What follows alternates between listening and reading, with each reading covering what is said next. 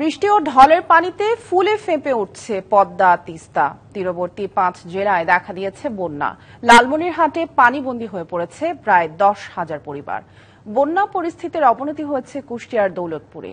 চরম দুর্ভোগে 45,000 মানুষ। বন্ধ ঘোষণা করা হয়েছে 18টি বিদ্যালয়।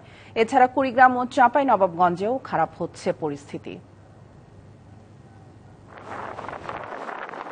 বর্ষার শেষ প্রান্তে এসে বৃষ্টি আর ঢলের পানিতে ফুঁসে উঠেছে উত্তরের নদ নদীগুলো। তীরবর্তী এলাকায় দেখা দিয়েছে বন্যা।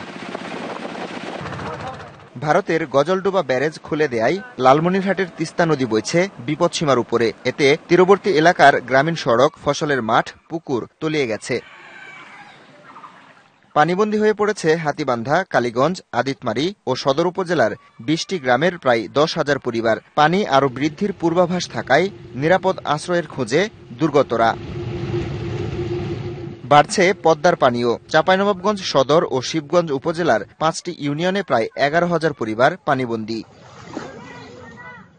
কোনো কোনো সড়কে হয়েছে হাঁটু পানি। শিক্ষা প্রতিষ্ঠানে পানি ওঠায় ব্যাহত হচ্ছে পাঠদান। প্রয়োজন দেখা দিয়েছে বিশুদ্ধ পানি ও শুকনো খাবারের। কুড়িগ্রামের তিস্তা, ধরলা, দুধকুমার, ব্রহ্মপুত্র সহ সবকটি নদ নদীর পানি বাড়ছে। নাগেশ্বরী উপজেলায় নদী তীরবর্তী এলাকার বসতবাড়িতে পানি উঠেছে। সেই সাথে তীব্র হয়েছে নদী ভাঙন। কুষ্টিয়ার দৌলতপুরে বন্যা পরিস্থিতি আরও অবনতি হয়েছে। 4টি ইউনিয়নে অন্তত 55,000 মানুষ চরম দুর্ভোগে। প্লাবিত হচ্ছে নতুন এলাকা। দুর্গত এলাকায় শুকনো খাবারের সংকটের কথা জানিয়েছেন জনপ্রতিনিধিরা।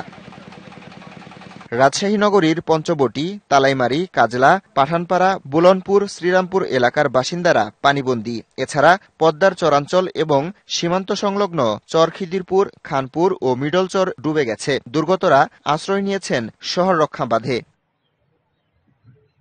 Habibur Rahman, DBC news desk.